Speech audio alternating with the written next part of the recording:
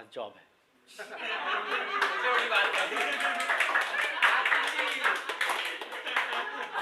और तो जब मैं इंजीनियरिंग में भी था, काफ़ी ब्राइट स्टूडेंट था। मेरे को पर्सनली लगता था कि मैं नोबल मिल जाता मेरे को साइंस फिक्शन में, साइंस फिक्शन लिटरेचर। मेरे प्रोफेसर को भी लगता था कि ये जाएगा ऊपर साइंस फिक्शन में, इंजीनियरिंग के लायक नहीं है। तो मेरी जो जॉब है वो भी इंजीनियरिंग की नहीं है। तो ठीक है, जो जॉब है फॉर्चुनेटली अनफॉर्चुनेटली दो पहलू हैं। फॉर्चुनेटली ये कि मेरे को फ़र्क नहीं पड़ता आप पेट्रोल का दाम कितना बढ़ाओगे, गवर्नमेंट पे करेगी। खाने का भी फ़र्क नहीं पड़ता, गवर्नमेंट खिलाएगी। अनफॉर्चुनेटली मुझे डंडे बरसाने पड़ेंगे स्टूडेंट पे, दलितों पे, आदिवासियों पे, किसानों पे। और ऐसा नहीं है कि प्रेजेंट गवर्नमेंट को आप दोष दें, ऐसा ये आदि अनादिकाल से होता आया है, अंग्रेज़ों के ज़माने से 84 से अभी तक, पता नहीं कब तक होता रहेगा। तो ठीक है, मुझे लगता है मुझे अगर अपने आप को डिस्क्राइब करना है तो सबसे अच्छा मुझे कोई डिस्क्राइब कर पाया था आज तक छोटी सी लाइन में, वो मेरे पापा के दोस्त थे। क्या था, मैं जब छोटा था काफ़ी, दूसरी तीसरी क्लास में होऊंगा, याद नहीं ठीक से। पापा के साथ मैं था कहीं सड़क पे और गाड़ी स्टार्ट नहीं हो रही थी, अब कुछ कर रहा था, मैं पापा को परेशान कर रहा था, इतना मेरे को पता है। पापा परेशान थे। पापा के दोस्त आए, बोलते हैं मैं रो रहा था। थोड़ी देर उन्होंने देखा ध्यान से, फिर उन्होंने मुझे देखा और पापा को बोला क्या कीजिएगा सर, लैंड का दंड तो भुगतना ही पड़ता है।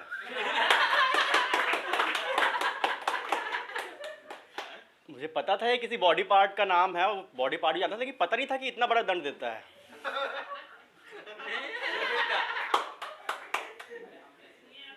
ठीक है, तो ठीक,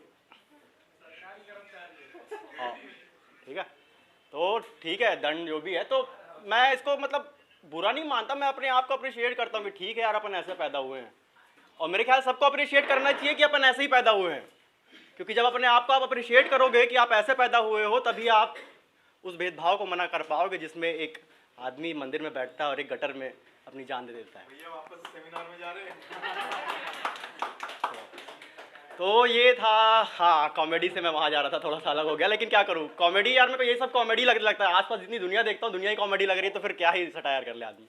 तो जैसा कि मेरा टॉपिक था उस पर आते हैं। तो सेक्सुअलिटी को मैं सेलिब्रेट करने बोल रहा था, और इसमें हमारे महात्मा गांधी जी की मैं बात करना चाहूँगा कि वो कैसे देखते थे। तो मैं इसको लिख के लाया हूँ कि गलत ना बोल दूँ और मुझ पर केस ना हो जाए। हार बोलने का नहीं है ना। तो ये है, कहाँ है गांधी जी ऑन, हाँ। तो पहले बात करते हैं कॉन्ट्रासेप्शन पे। कॉन्ट्रासेप्शन अभी कुछ दिन पहले यूएस में भी था कि महिलाओं को जो अबॉर्शन राइट्स है वो सब बंद करने का, ऐसा। तो जो प्रोग्रेसिव बोल रहे थे वो बोल रहे थे कि नहीं देना चाहिए, और कुछ लोग बोल रहे थे देना चाहिए। गांधी जी का इसमें कहना था कि जो कॉन्ट्रासेप्शन यूज़ करती है वो महिलाएं प्रोस्टिट्यूट है, क्योंकि वो मज़े ले रही है सेक्स के, जबकि इसको सिर्फ बच्चा पैदा करने के लिए करना चाहिए। तो इस पर अच्छा राय मेरे ख्याल से महिलाएं दे पाएंगी कि वो किस व्यू को अप्रिशिएट करना चाहेंगी। दूसरा है मेंस्ट्रुएशन पे, ये तो मज़ेदार है, इसको मैं पढ़ के सुनाता हूँ, जस का तस मज़ा है।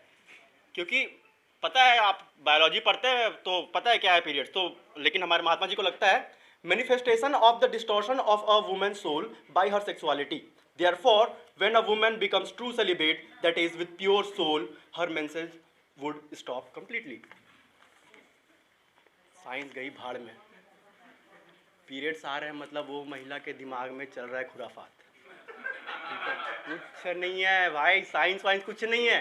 पीरियड्स आ रहा मतलब वो महिला करप्ट, अंदर से उसका सोल गया, ठीक है, कुछ नहीं है उसके पास।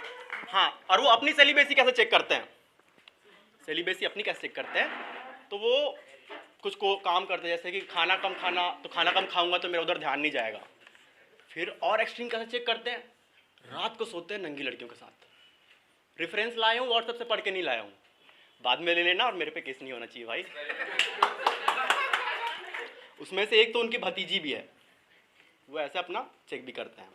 हाँ, और अहिंसा के पुजारी थे, बिल्कुल अहिंसा के पुजारी थे। तो एक उनका व्यू है रेप पे भी। रेप मुझे लगता है ठीक है, एक ठीक तो नहीं है, बहुत बुरा है रेप, लेकिन इस पे व्यूज़ ऐसे कि एक तो रेपिस्ट है जो रेप कर दिया किसी महिला की इच्छा के विरुद्ध, और उसके आत्मा के खिलाफ भी एक अपराध है, जिस्म के खिलाफ भी अपराध है।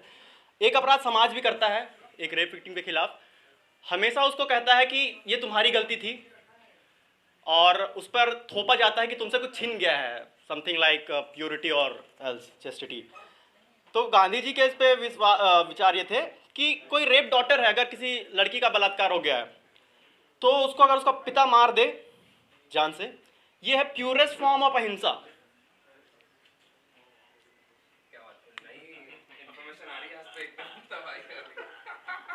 कॉमेडी ये नहीं है, कॉमेडी ये है कल हम उनकी पूजा करेंगे, महिलाएं भी करेंगी।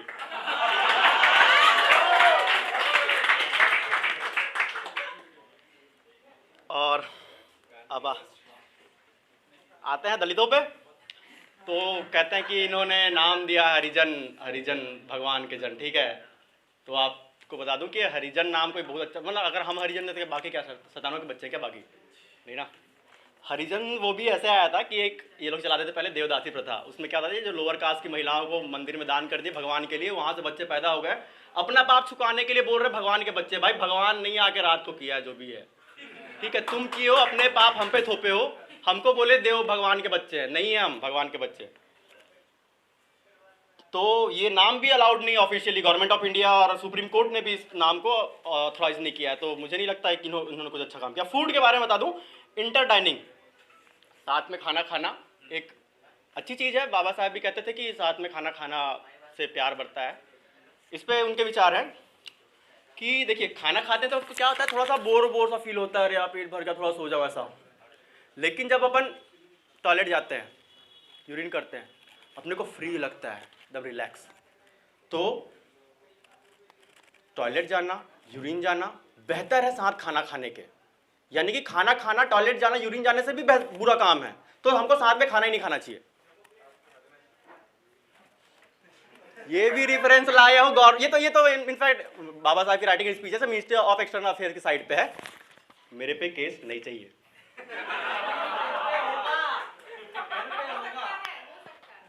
एजुकेशन एंड जॉब, तो गांधी जी बोलते हैं कि ठीक है सबको सब पढ़ने का अधिकार है, सब पढ़िए, आप पढ़िए, खुश रहिए, जो ही पढ़ना पढ़िए। लेकिन जब काम करना है, जब आपको अपना प्रोफेशन चूज करना है, तो आपको एंसेस्टर्स का जो जॉब है, आपके पूर्वजों का जॉब है, वो आपको काम करना चाहिए। तो बाबा साहब कहते हैं बढ़िया है, लेकिन आपसे अच्छे तो वो जो ऑर्थोडॉक्स हिंदूज हैं वो बेहतर हैं, कि वो बोलते हैं देखो पढ़ने भी नहीं देंगे, टट्टी साफ कराएंगे। गांधी जी बोलते हैं बेटा जब पढ़ ले, मन भर पढ़ ले, लेकिन जब काम आएगा टट्टी साफ करेगा। और इस पे फिर रिप्लाई एक था, बाबा साहब काफ़ी परेशान हो गए थे। एनिहिलेशन ऑफ कास्ट बहुत अच्छा है, आप कभी पढ़ें। तो उसको जब पढ़ें तो उसके बाद एक गांधी जी ने उनको एक और लेटर लिखा था, उसके बाद बाबा साहब ने भी उनको एक रिप्लाई दिया था। उस रिप्लाई की कुछ लाइनें हैं, वहाँ से सुना था आपको। उन्होंने गांधी जी के बारे में कहा, गांधी जी आपके पापा दीवान रहे, जो काम ब्राह्मण्स करते थे। जब आपको प्रोफेशन चूज करने की बारी आई, आप आधा पॉलिटिशियन आधा फकीर बन के घूम रहे हैं। आपका एक बेटा ब्राह्मण महिला से विवाह करके प्रेस में काम कर रहा है, और हमारे बच्चे गटर में मर रहे। ये मेरी तरफ से था, क्योंकि रिसेंट डाटा ये है कि लगभग 400 लोगों की मौत पिछले 4-5 सालों में गटर में डूब के, मतलब साफ करते हुए, डूब के नहीं, शौक से नहीं है, बिल्कुल वो अपना जीवन यापन करने के लिए सब करते हैं और बढ़ते हैं। तो फिर उसके बाद मैं हमारे मोदी जी की एक लाइन से उनको संबोधित करना चाहता हूँ, जो मुझे लगता है उन्होंने बाद में कही, लेकिन वो गांधी जी के लिए है। वो लाइन हिपोक्रेसी की भी सीमा होती है। Thank you.